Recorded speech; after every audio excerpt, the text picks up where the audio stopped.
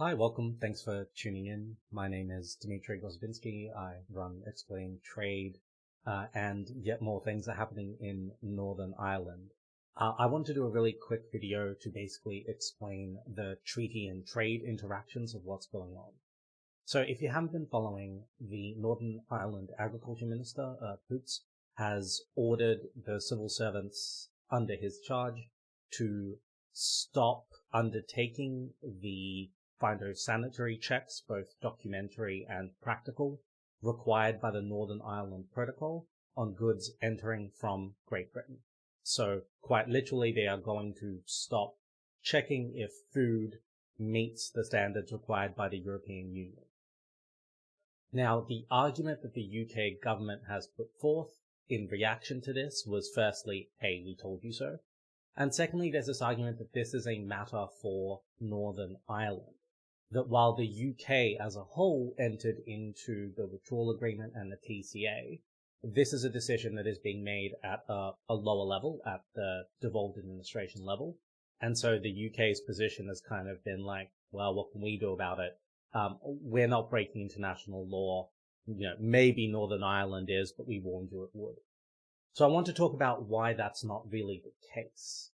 Yes, Northern Ireland is a devolved administration.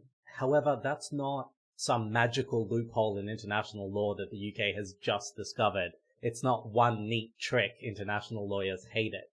It's really, really common to have implementation occur at a subnational level, or by subnational authorities, or by authorities at a lower level than the ones that entered into the treaty.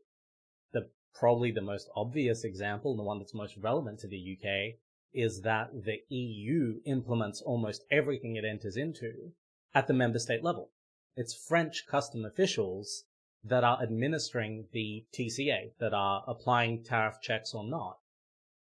The UK would be quite perturbed if France suddenly stopped giving UK goods tariff-free access into the UK, and the European Union threw up their hands and said, sorry guys, that's France. We entered into the treaty at the EU Commission level. We can't control what French customs authorities do.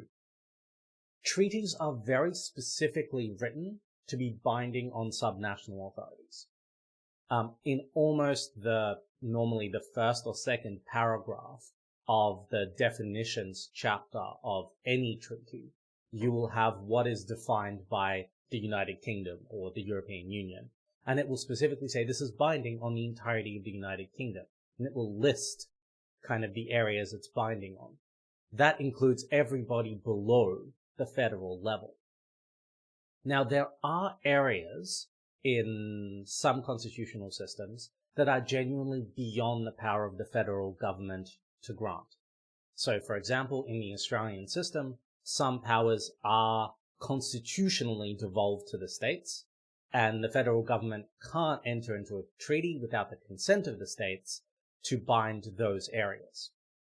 The way it handles that is it doesn't do it. It doesn't make treaty commitments it cannot fulfill because it needs the consent of the states to do so, and they have withheld that consent. You don't make an internationally legally binding promise to do something that you do not have the authority to do. That is sort of international law 101. Now, in terms of what happens next, the EU may have some limited sympathy for the UK government here. It is a substantively different situation to, say, the United Kingdom at the federal level, Lord Frost previously, or Liz Truss coming out and saying we will no longer implement these checks as a UK federal government decision. This is a more complicated situation happening at a lower level. But that doesn't change the legalities of it. It just means the EU's reaction, as we've already seen, is likely to be a little bit more tempered because the situation is so much murkier. But as they've clearly stated, they will consider this to be a breach of international law and a breach of the UK's obligations under the withdrawal agreement and TCA, and that could well have consequences. I hope that's helped. This has been a Dmitry Opines Explain Things video for Explain Trade. I'm now going to pause it here, but those of you on stream, really happy to take your